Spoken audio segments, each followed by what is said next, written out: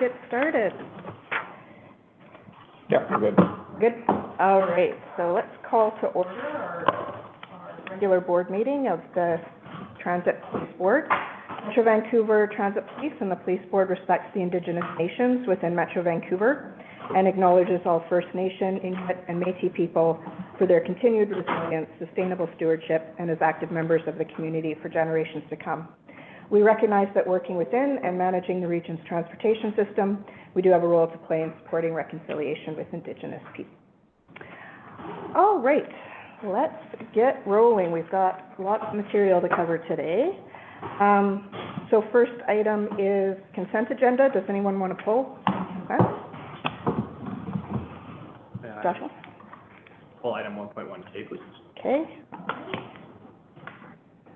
George? Yeah, could we take out I?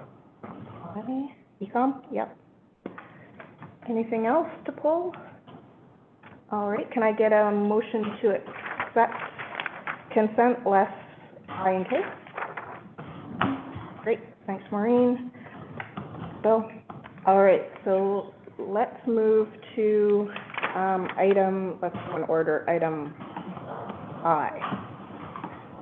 Start with the econ, George? Well, because we're in the public session, I just wanted to highlight the report and the ongoing work that is being done over there. I think everybody on the board should know that we have Nancy Blair and the team that will be hopefully coming in here to our board meeting next time. Mm-hmm. Yeah, I think that's the date that we're trying to get set up.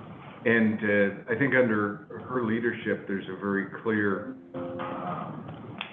direction as interim CEO over there. And through our ad hoc committee, we've been discussing not only what the operational side, but some of the aspects related to the province and what they're trying to do. The biggest issue continues to be governance and a very large board. But I think it's important for us as an organization, as partners with Ecom, to know that they seem to be on top of things financially, or better in terms of reporting. Certainly through the committee, we've talked a lot about the operational numbers, and especially going into FIFA. I think it's really important that we take a look at what's happening after that's concluded in terms of our work with the Communications Center, but also what is happening with Ecom. And by then, I think a few things will settle out operationally. Okay. So I just wanted to, again, highlight the fact that they seem to be coming together with the numbers very significantly. We, as the radio system, I believe, continue to be happy with that part. So that was really just your information. Okay, great. Thanks, George. Appreciate that. And let's go to K. Sure. So just as sort of a matter of public interest, I think issue item 1K is a news release from the Office of the Police Complaint Commissioner from March 25th, 2026, announcing investigation regarding workplace-related sexualized conduct within municipal police departments. So recognizing it's a systemic investigation and not an investigation of any particular police department, but recognizing that Metro Transit Police is one of the 13 police organizations within scope of that investigation. And I think it's the first investigation self-initiated of its kind since the Act was amended in 2024, allowing for such investigations. So I thought it might be good for Chief if you or your staff would be willing to just provide an overview of what we do now as an organization in terms of our response to that investigation, and matter of public interest, just to learn a little bit more about that. Yes, certainly. Thank you very much for that question. So, Office of the Police Complaint Commissioner, they were given the authority in 2024, the Police Act, to be able to conduct systemic investigations.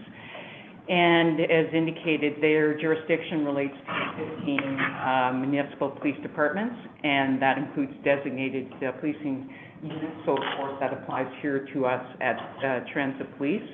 It's important to note it's not legally binding, the findings, but the thought in the process is that they should have significant weight, and it's really that independent assessment of these systemic issues and looking at opportunities for improvement. We did sign a MOU. We were so there was 13 of the 15 agencies, so that currently is in place, and that allows us to work with the OPCC around these investigations. And really, in summarizing some of the things, the focus is to prevent and investigate and address workplace-related sexualized conduct by police officers, and it's really getting underneath and a system-wide look at how policies, training, leadership, and organizational culture shape those. So the resulting police report, although the timeframes may change, the OPCC report we should have in Q2 2027. And from there, the agency will look at best practices and opportunities from that to learn from and adjust, whether it be training policies or other components. Great. Very much. Any other questions about that? Sure, go ahead. Thank you, Director Myers, for bringing this up. Chief, did I hear you right? They will probably conclude on the report by Q 2027, is that what I heard? That's the tentative timeframe they've provided.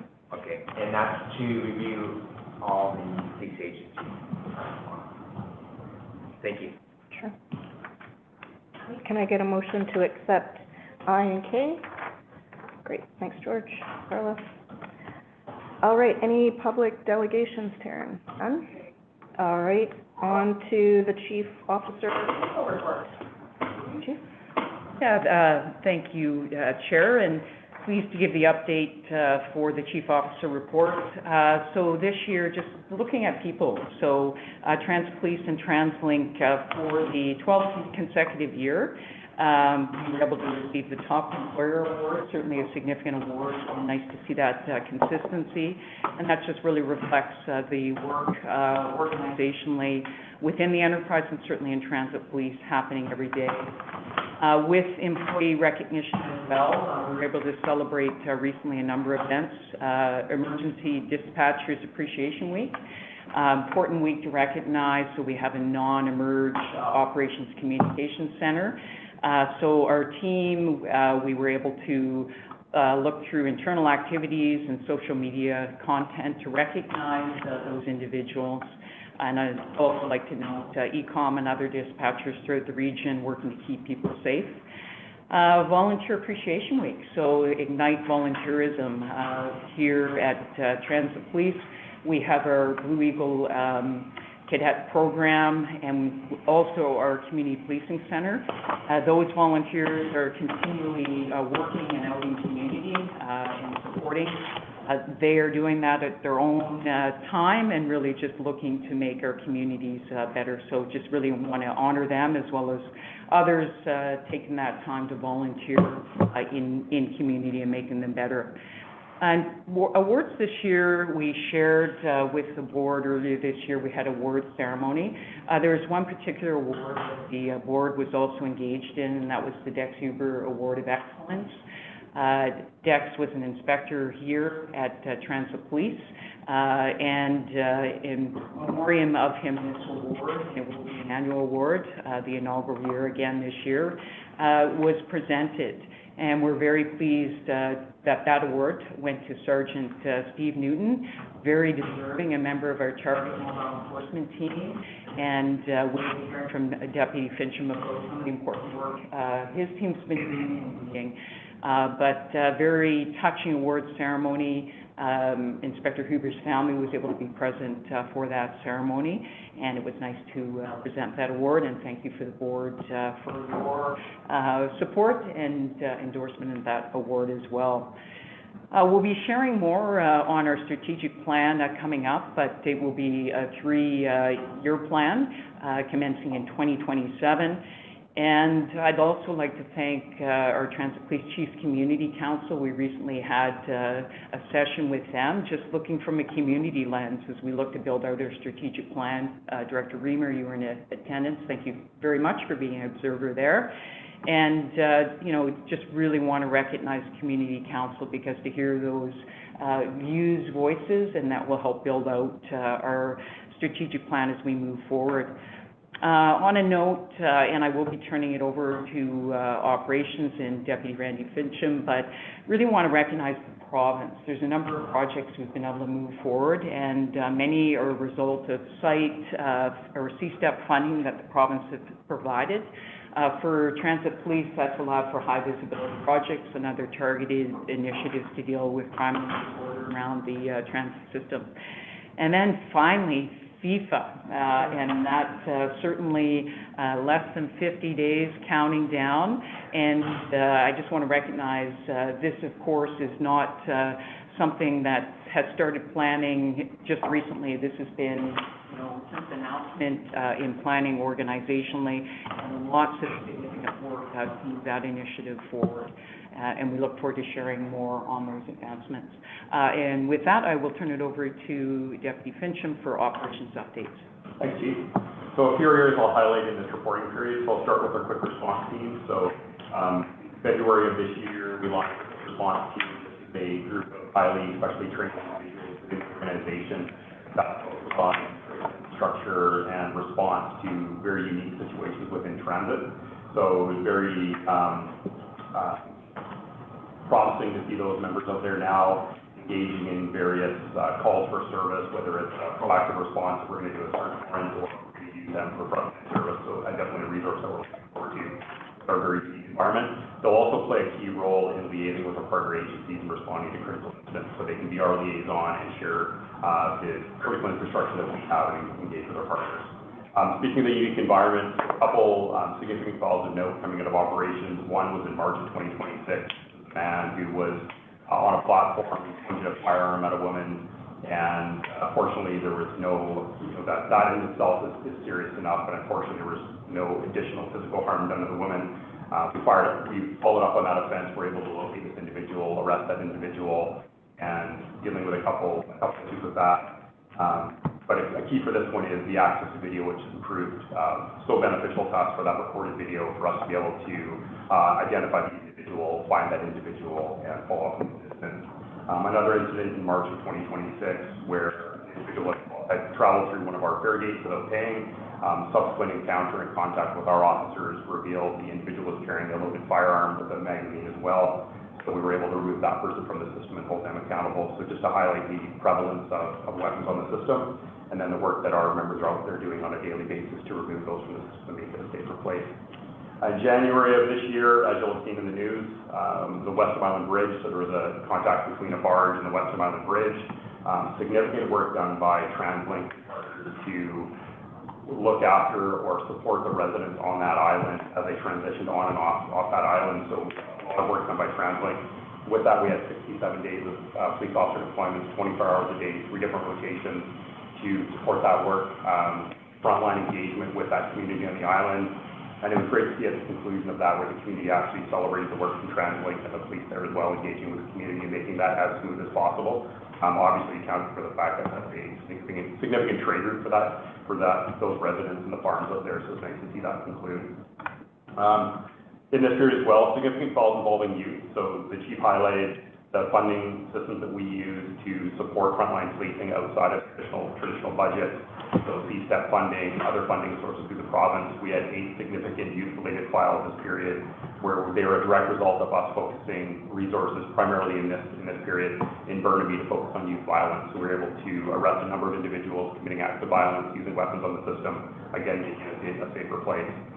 We will later on discuss more about FIFA. Lots of work going on with FIFA, working with our policing partners, working with our TransLink partners, and preparing for FIFA. I think we're sitting around 48 days away. I'm very comfortable with the work that certainly the team's doing and us as an organization are doing with our partners in TransLink, the operating company, to prepare for FIFA, and we'll be able to share more of that with you.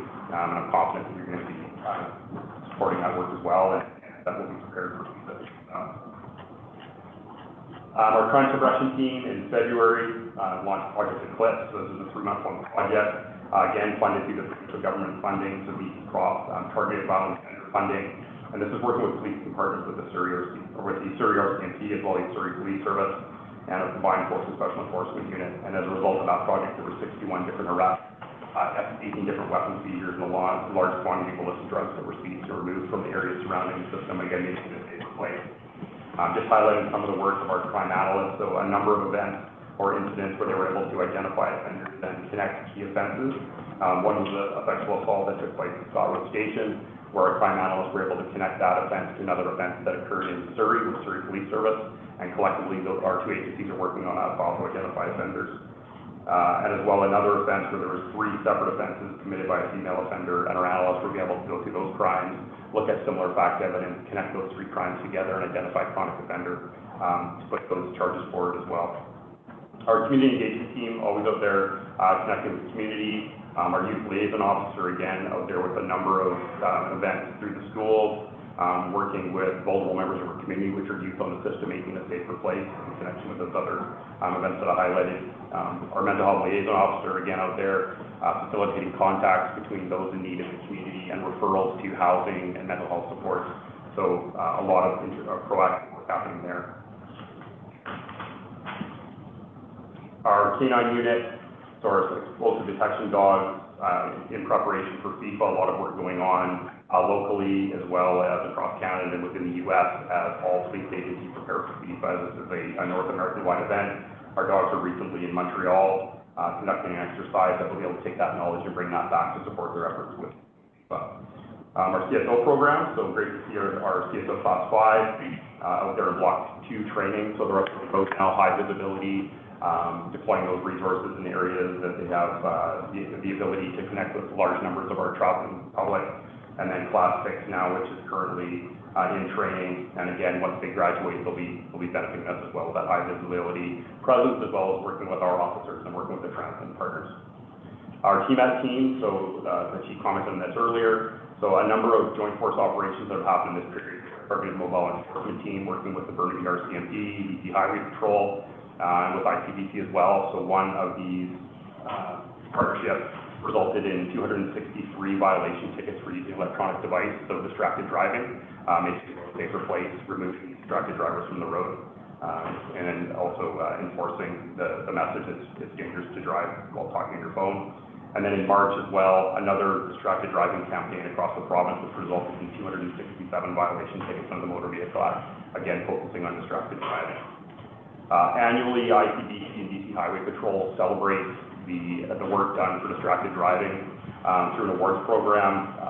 Inspector Hendricks, to my right, was speaking on this yesterday at an awards ceremony here, and we were able to celebrate 3 of our officers that were in the top 100 across the province.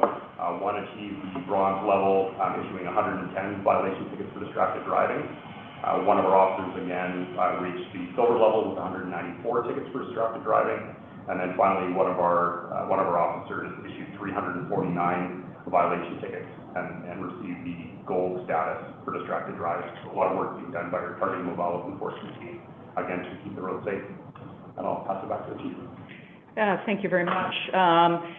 Some other things as well, just as prior to turning it over to Deputy Bryce Graham, is just events in community, so opportunities, and often members of the board to get out, connect with community. Some were the annual Women's Memorial March, the Chinese New Year Parade, and we were also able to have, for the first time, a separate Chinese New Year performance here. We look forward to continuing that as we move forward with the Lion Dance team and the Saki. We also were present in Vancouver with TransLink, the bus that's ceremonial wrapped for different events, and great to see our members and our volunteers, and I will go back to Volunteer Week, really out in community in these events. And I'll turn it to Deputy Graham. Thanks. I know we have a lot on the table today. We have the report in front of us, so I'm just going to try and be really brief and highlight a few things. So I'll start on the training side, kind of conducted within this reporting period. We did do some training with some of our CSOs on the taking of DNA. So again, you're seeing the evolution of the CSO program as they continue to expand and do some of their duties. We also had some officers trained in working with the human trafficking team, specifically on children human trafficking.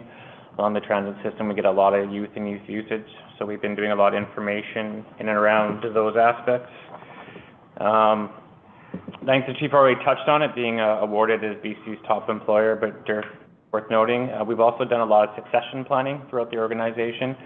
We've started at an executive level, and we've now gone towards our senior management team, and we're currently in development of a leadership program for our police officers, so that is well underway as well. I'll pass it back to the chief. Yeah, thank you very much. And, just in conclusion, these are just some of the highlights from the Chief Officer report. And, really want to recognize the leadership team around the table, but the members from our frontline and our Operations Communication Center and all our specialized teams for the work they're doing every day to keep our system safe and moving through the region. I'll turn it back to you, Chair. Questions from the board? Go ahead, George. Just two quick questions. One is the time and motion study under the operational support piece. What's the timing for the delivery of that? Would you like me to take that? Sure. We just finished the security clearances for Deloitte this week, and the schedule is supposed to start next week and should be complete by the end of May. And then, 4 weeks and it'll come to the board later, after that, yes. probably in the summertime or in the fall? Yes. Okay. And then a question just regarding the mental health liaison officer at Health IM. What is the status of Health IM within transit police? I can comment on that. I can comment. Yeah, go ahead, Deputy. So the Health IM, and I think everybody in the room is fairly familiar with it, but the Health IM program is a program that assists us in engaging with the community, persons in crisis, connecting them with hospitals, as well as tracking their progress through a database of information. Unique for our environment is the multiple health authorities that we work within. We work with Fraser Health and then Vancouver Coastal Health and Vancouver and Richmond, which is really the bulk of our work. The Vancouver Coastal Health has had some challenges implementing the system. They've held off until after FIFA to implement that. Really, everybody's resistant to change to try and get through that FIFA period, expecting an influx in, and we'll talk about this in the FIFA update, but health-related, priorities as well as frontline policing priorities. So the focus is on FIFA right now. So the health authority is pushed back until after FIFA to get that through, and then once Coastal Health as well as Fraser Health are online, then we're able to implement that as we work within multiple areas. So that's been the unique challenge for us is multiple health authorities.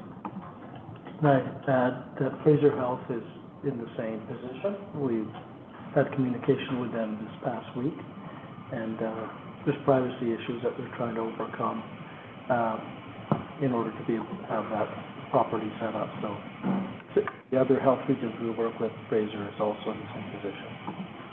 It just seems to be a very substantial program that we need to kind of push, I think, with the government and so on to move it along, given the jurisdictions that we're working with. So thanks. Yeah, definitely important tool for information sharing, public safety. So our team continues to be engaged. Go ahead, Andrea. Yeah, thank you. I had a question about the training on children human trafficking. I had heard some criticism of the BC Restaurant and Food Association is training their members on how to recognize human trafficking, and some criticism from frontline organizations that felt that their training could put particularly racialized and Indigenous young women at further risk of questions and just feeling uncomfortable. So I'm curious, and so their criticism was along the lines that the training hadn't been reviewed by frontline organizations. So I'm curious about the training that we do and who reviews that. Yeah, so our training was led by the provincial unit, which falls under the RCMP umbrella and works out of E-Division headquarters. So they really do lead the training. As the provincial police force, they also run the provincial team. And so that's where it's focused, and that's who's delivering it, and that's the team that we liaise with. Is it possible to get, is it easier for me to follow up with them or for you to follow up around who vets their training outside of the RCM? I can follow up. Okay, Yeah. That's great, thank you. Andrea. Any other questions, Chief, or the deputies? All good? Okay. Let's move on to the strategic plan update. If you want to bring up the slide deck, I'll just bring Christina into the room. She's sits outside. Yeah, and perhaps as those slides are coming up, I'll just take a moment to recognize Director Crosby and his team. Lots of work, putting together and the roadmap. So we have the 1 year roadmap for strategic plan implementation. It's an industrious roadmap, but I won't share too much on it, but to say that we are on time and moving through that. So, we'll walk through the steps to date, that the consultations that's happened from initially the police board through our own senior leadership team and upcoming sessions that we have planned. And so with that, I will return things to Director Stephen Crosbie to do further introductions. Yeah, so obviously we're working on the development of our new strategic plan for 2027, so I'll be turning it over to Christine to give an update in terms of where we're at on that momentarily. I did want to spend just a couple moments going over the year-end report for our existing strat plans to give a sense of where we're at in terms of KPIs. So just to touch on some of the main KPIs, crimes against person, crimes against property, down once again. I think we've now seen 4 consecutive years of either level or declining crime volumes, which is good news.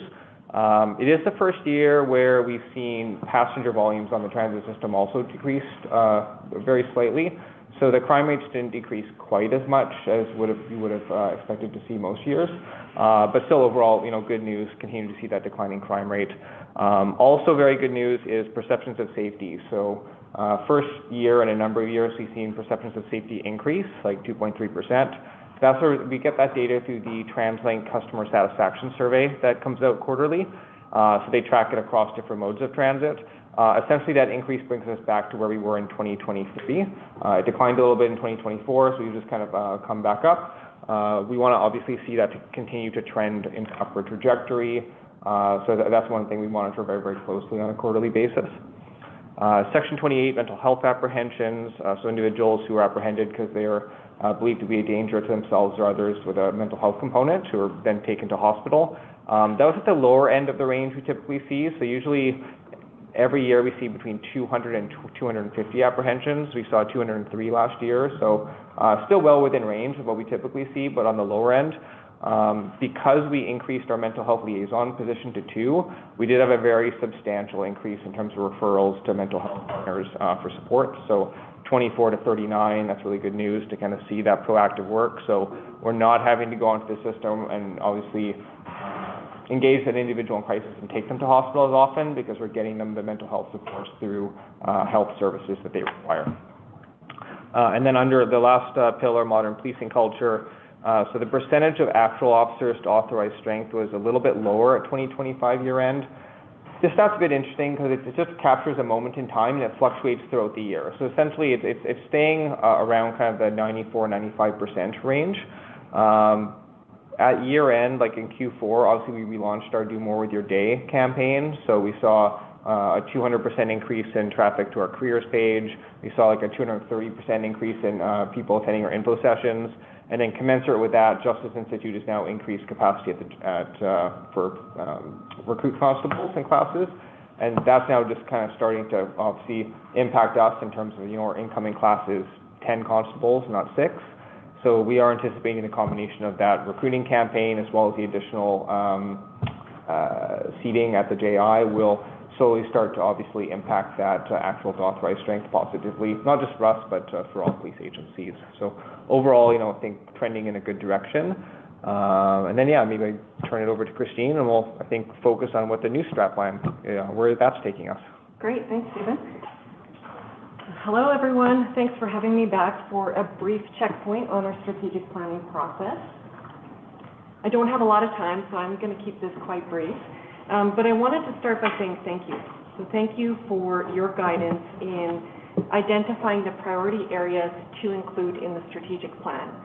Today I'm looking for 2 things. One is to make sure that we're updating you on where we are in our process. And then secondly, through the chair, looking for a signal of your ongoing support to elaborate on these 4 areas. So where we are, back in February, we developed a fairly comprehensive briefing note that covered our context, including TransLink strategy and surveys, our own surveys, operational data, and provincial directions, and then looked for your guidance in March. And so you received a summary of the March 6th workshop. and we'll be looking for your confirmation today on that. Further, in April, we had the opportunity to meet with the Chief Community Council and invite their ideas in terms of how we might advance those strategic priorities. We also met with enterprise partners through TransLink, and then in May are planning to meet with both our police partners as well as Indigenous-led partners. So what we heard at the March 6th workshop was 4 key directions: be known to the public and MVTP partners, scale efficiently, draw attention to unmet needs of vulnerable transit users, and recruit and retain differently. So through the chair, wanted to check in with the board. Do these key themes reflect the board's guidance on what the strategic plan should address? Comments from the board? Does that resonate with what we worked on in March?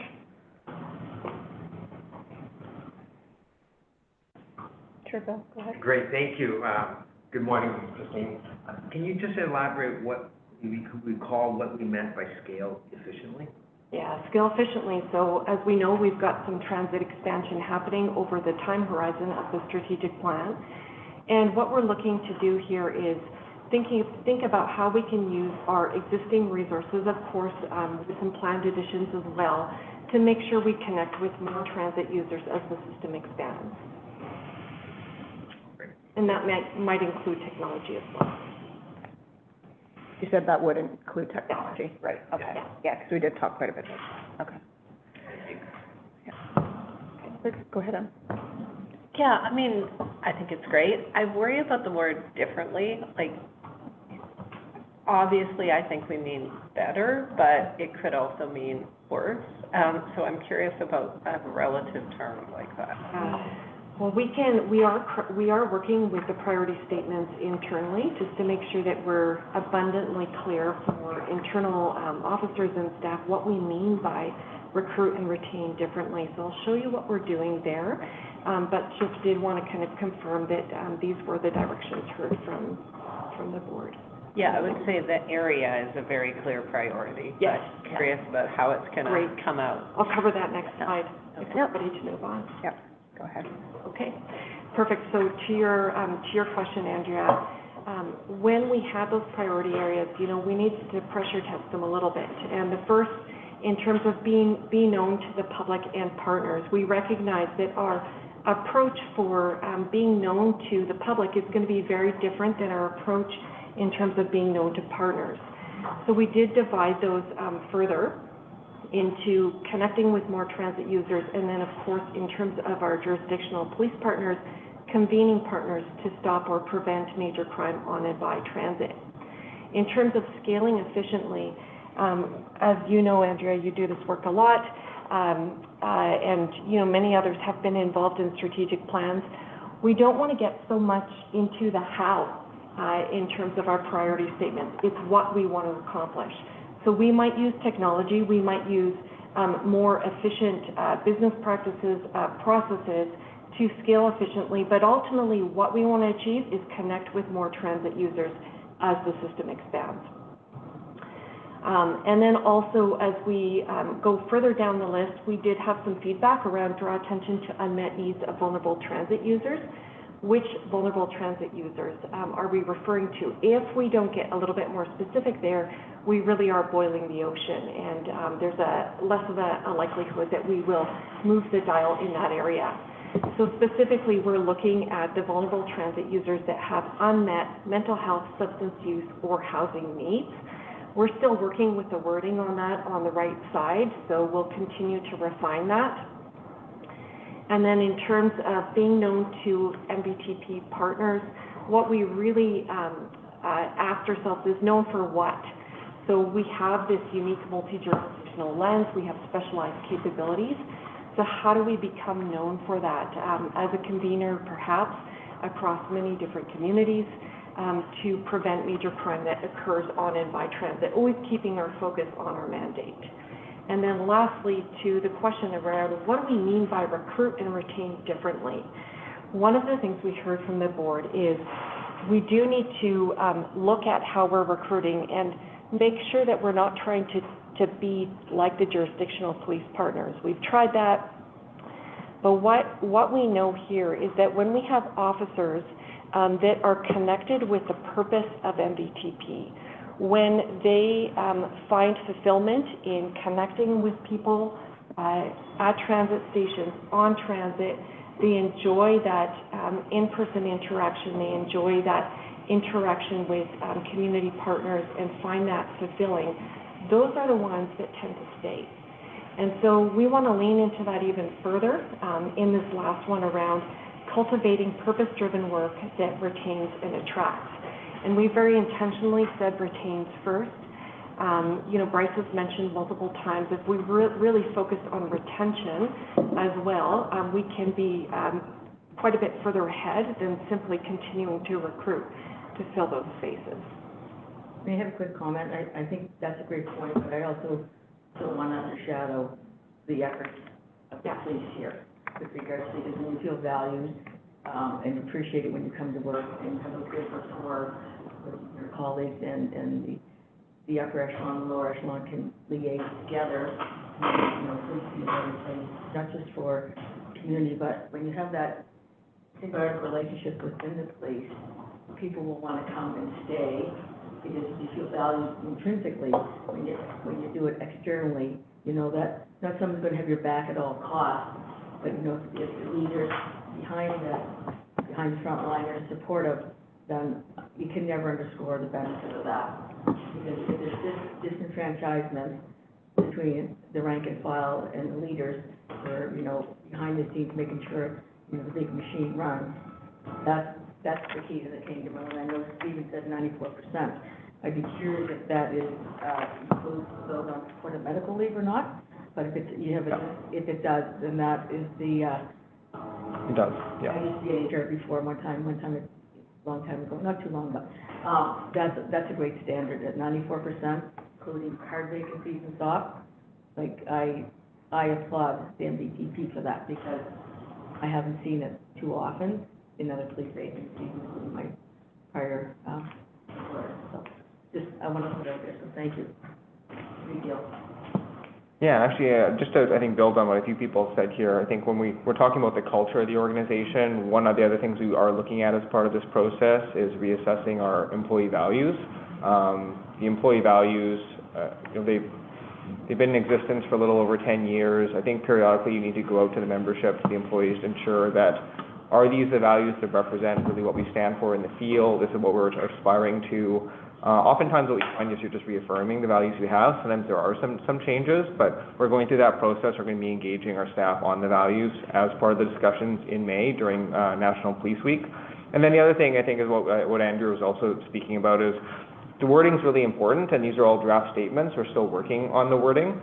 It's interesting that we mentioned the word fulfills a few times because we've been discussing, do we want to actually include the word fulfills in that final statement? So I know Christine, the chief, myself, we're constantly talking about ensuring we're capturing the direction of the board in these statements adequately, that it's going to resonate with staff, it's going to resonate with our partners that we're meeting with. This is where we're at right now, but we're still working on the development of wording specifically. What we're trying to capture today is, are these, in essence, the directions that the Strathland's going to take us in?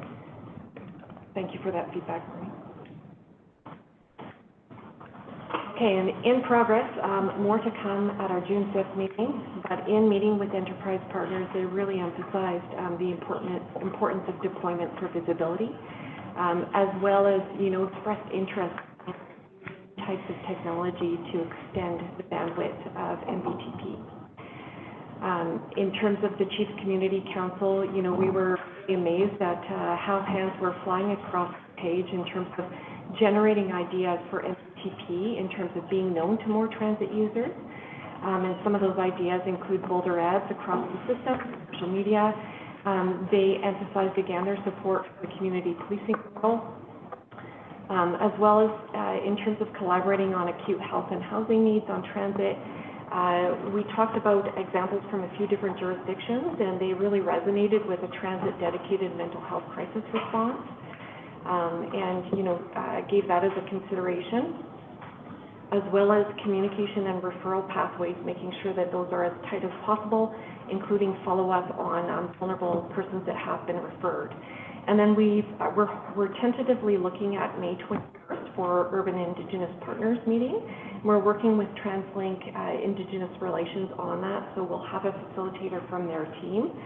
As well, the deputy chief officers are going to be connecting with the jurisdictional police partners throughout May, and we're looking forward to giving you an update on June 5th.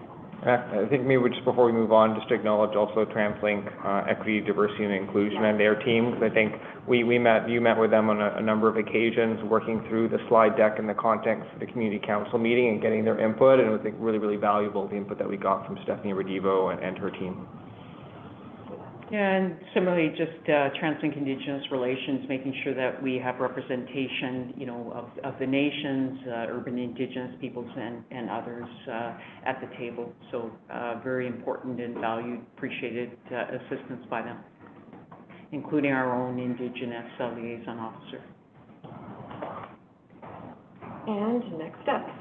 So next steps are May 10th through 14th. We will have internal town halls with officers and staff, and again, that is to engage them in how we will advance strategic priorities.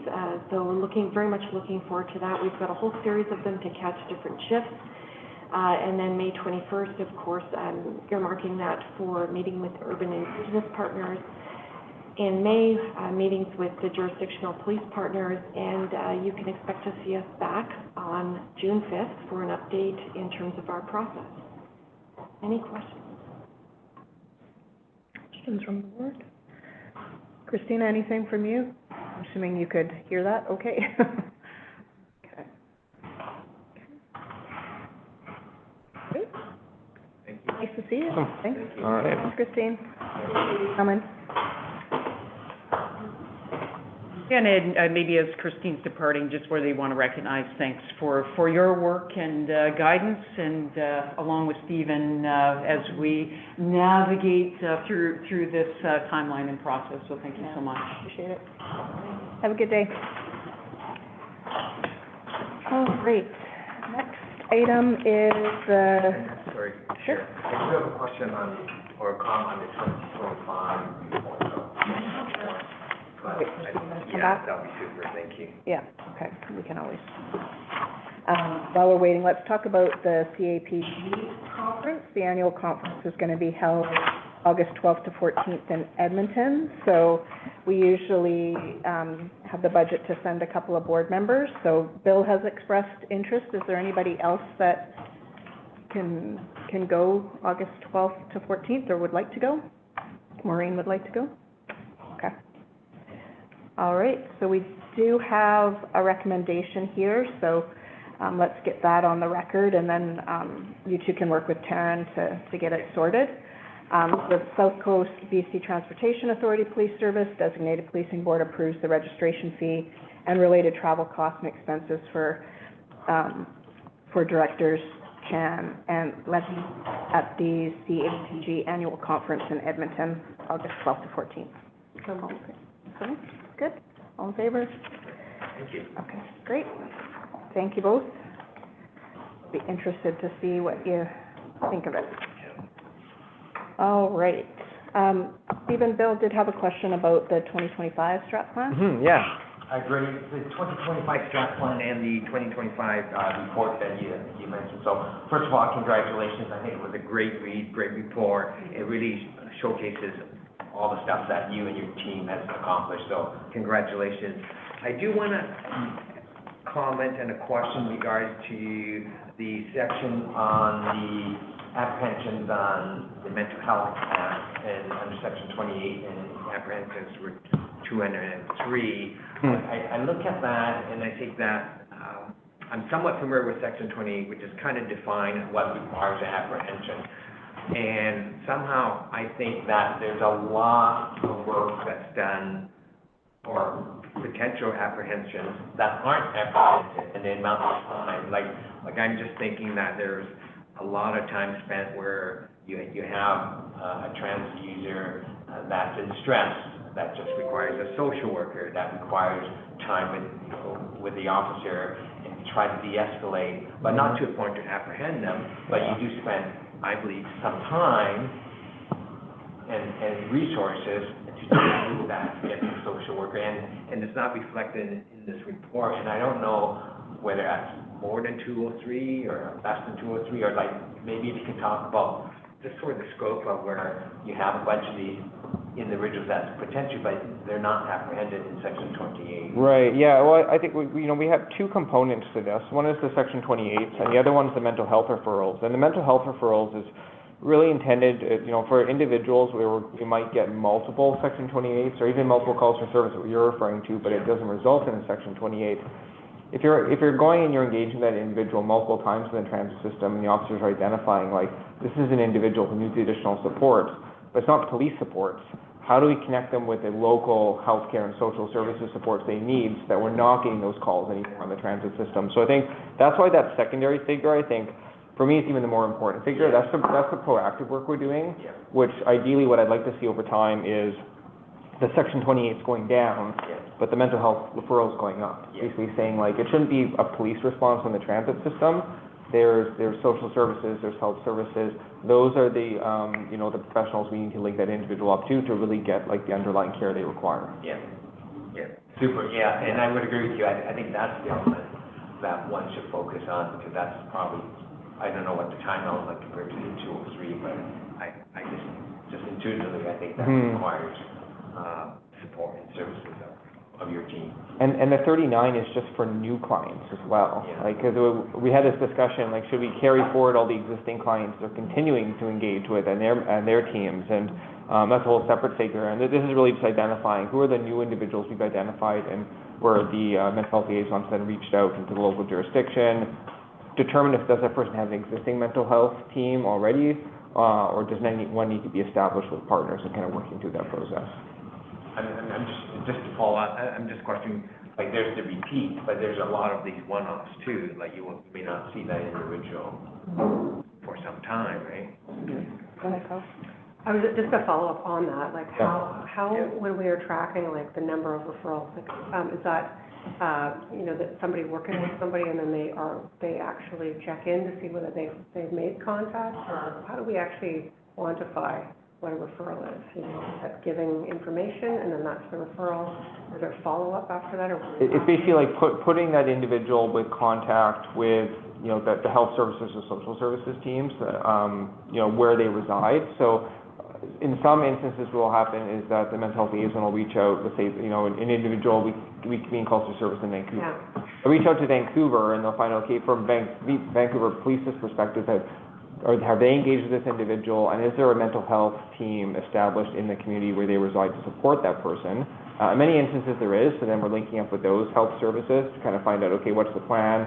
Have they been in contact with the individual in the next couple months? Okay, no, they haven't heard from that person, but we're seeing them a lot. Okay, now, we're recommending they reconnect. Or if they don't have those services in place already, then obviously working to connect them with those support services. So like those, there's a lot of work that's being done behind the scenes. Behind the scenes, We're capturing, exactly what's happening, because I agree with you in terms of your interpretation of 7A and 7B. You want to see the apprehensions going down, referrals going up, and there's kind of like, community of care, wrap around and follow up. So it's just, there's a lot of work that maybe we don't see in this.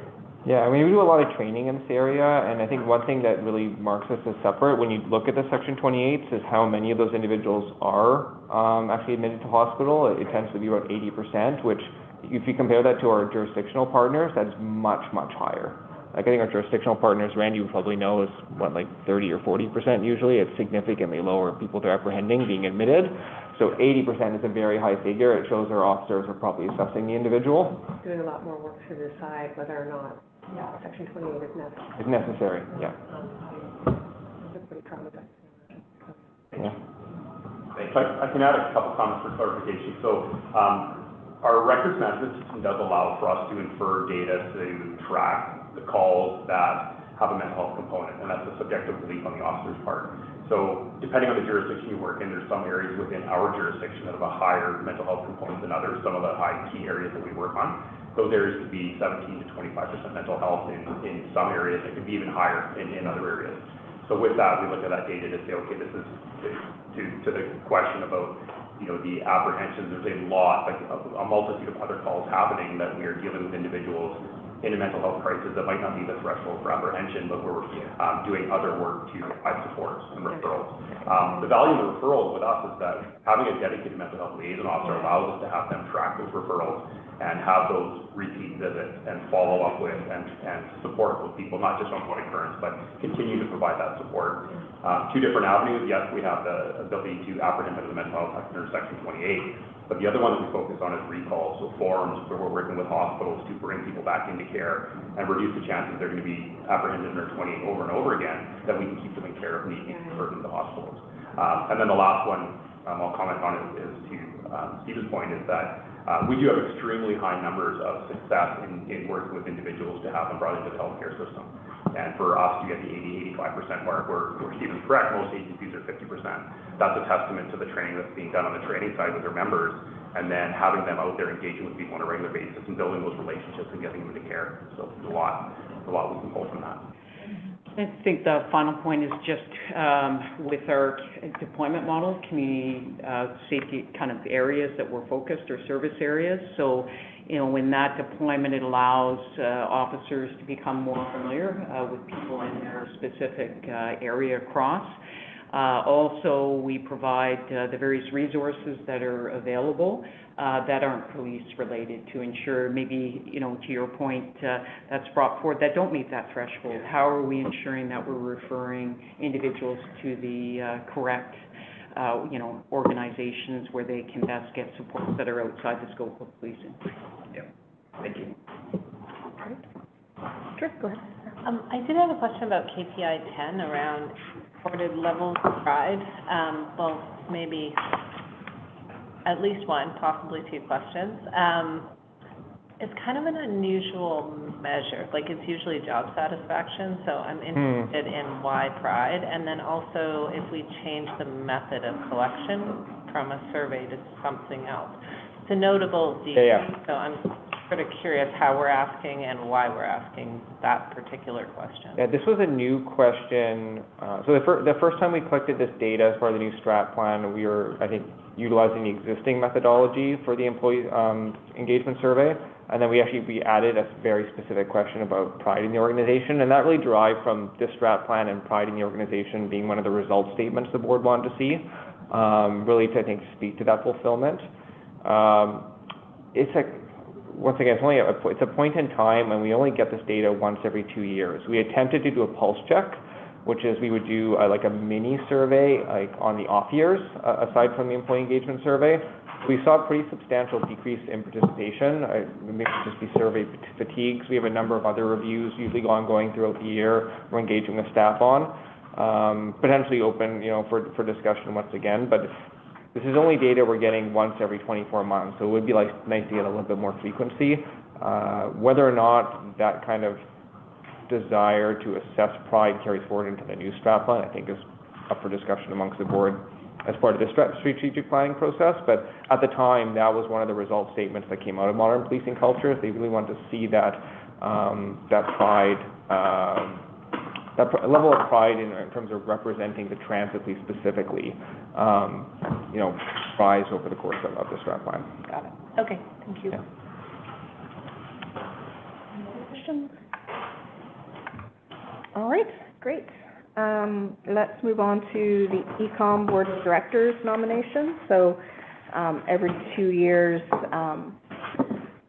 we have a vote as to who represents us on the ECOM board. Right now, it is Mary Trentadue, so her term is just coming up. There is a request for her to continue for another year, and so we can support that or not at this point. So, any comments, questions about that? I think Mary is actually chairing the selection committee for the CEO, so there's some continuity concerns there, and they'd like to keep her on. comments about that? George? No? I can see he kind of does, so.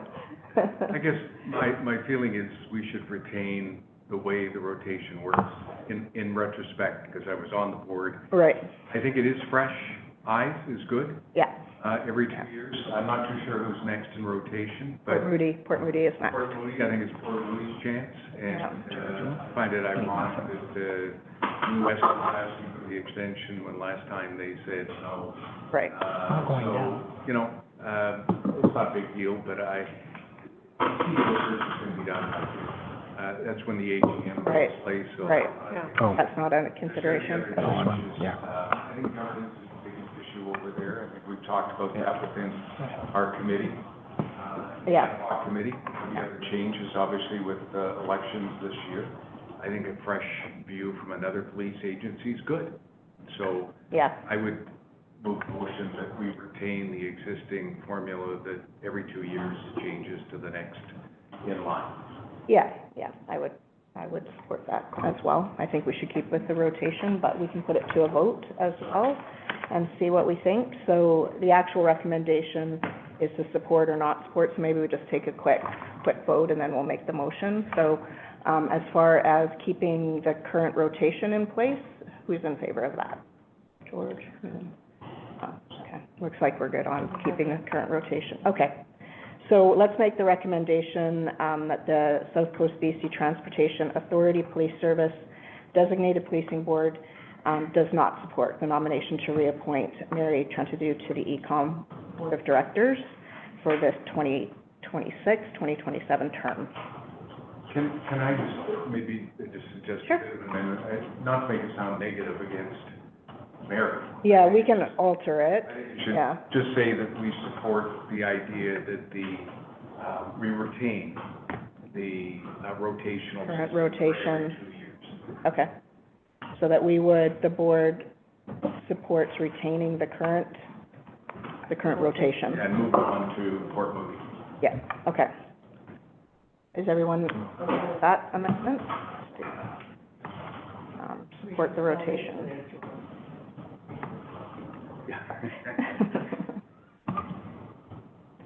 Okay.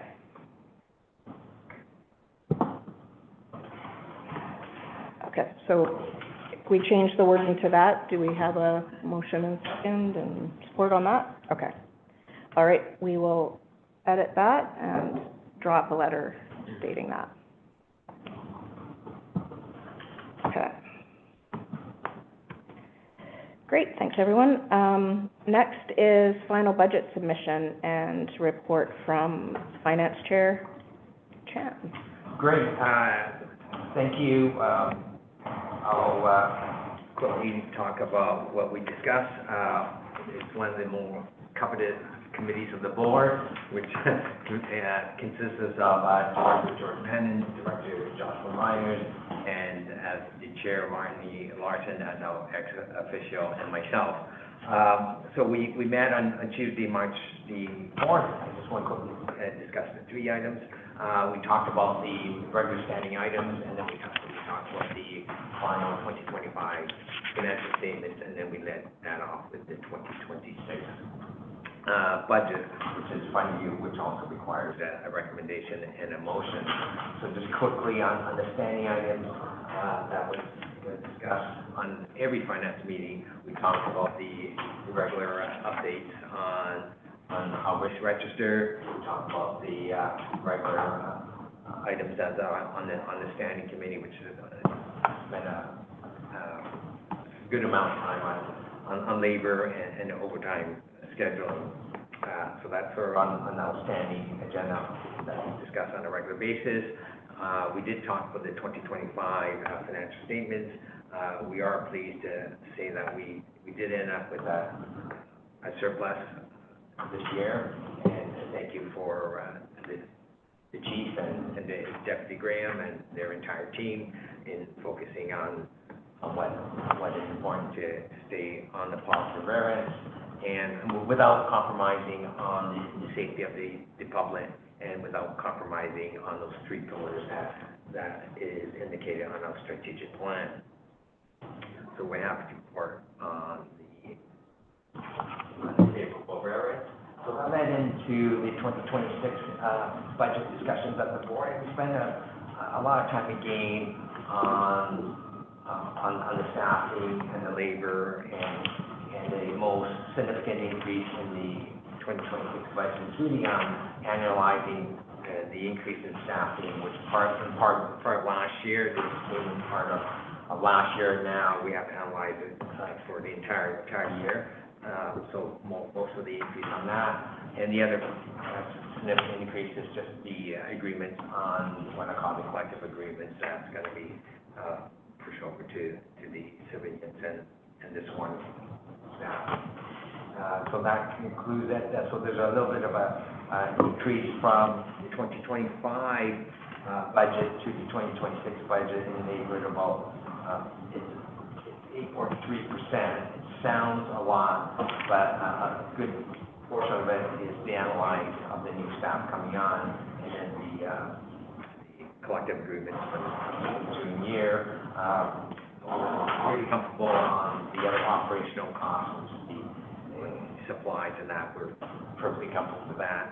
And the management has also confirmed that we continue to look and try to monitor the staff levels and the overtime levels. There is a recommendation that's in front of you.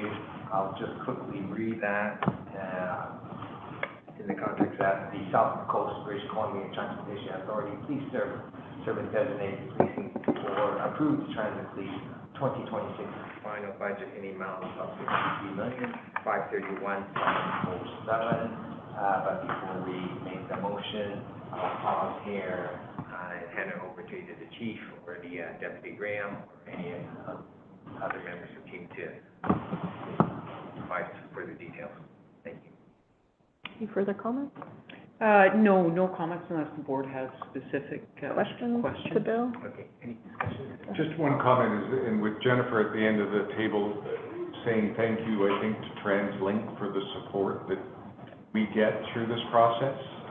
It's very thorough within our own organization, but I know that it is a process with the folks at TransLink, and it's important that we recognize their contribution towards this and their support. Yes. Of working on initiatives. Yep, all good. Any other questions? No discussion? Okay, so there is a motion in front of us, which I read. So, make a motion. Sure. Okay. Second by all those in favor? Great. Okay. Thank you. Motion passed. Thank you, and thank you, team. Thanks, Bill, appreciate it. Next is report from the Chair of Governance and Community Engagement. Just in the interest of time, the minutes are published and they're on material that we have here. The one thing that I just wanted to mention, we had a meeting most recently where we had Stephanie Johansson from the London, Ontario Police Service. She used to be the executive director for the Vancouver Police Board. And she came to our meeting. And then we also had Katie Charlton from Police Services, Director of Governance. And I just think it's important that those that weren't attending this particular meeting, the commentary, especially from Katie, was really important. Stephanie's material, where they've gone through a review organizationally and so on at the London Police Service. We'll be talking more about that at our next Governance and Community Engagement Committee meeting. But the Katie Charlton comment around the quality of the reports that come from transit police, the strategic plan in particular, we're talking about the reports to the community, the KPIs. She said it's, the best that she sees in all the municipal police organizations. I think it's just really important that everybody recognizes the time and effort that goes into that, and that it is recognized by police services that it's a well-governed organization, and that, and in particular, it's not blowing smoke with Marnie, is the fact that the leadership by Marnie and the hours that Marnie puts into this to create the relationships with police services, with TransLink, with community groups, working with senior leadership team, is really recognized outside this particular room. So, that was something that Katie had mentioned as well. Right. Thanks, George. Appreciate that. Any questions on the material that was in the package for George? Anything? It was an interesting meeting with the London service. It was good to have a guest speaker. You're still on deck, George, Ad hoc Ecom Governance Committee. I don't think there's anything else to report. We will continue to report out, obviously, with the developments that are underway. The key is that we will have econ here at the next meeting. Right. So there'll be some advance notice to everybody, so get your questions organized. They seem to be heading on the right track as we think at this point in time. So that's kind of the update that's on. Okay, great. All right. Any questions on that? All right. Anything else before we close off public? Our next meeting is Friday, June the 5th. Good. All right, great. Let's call the close.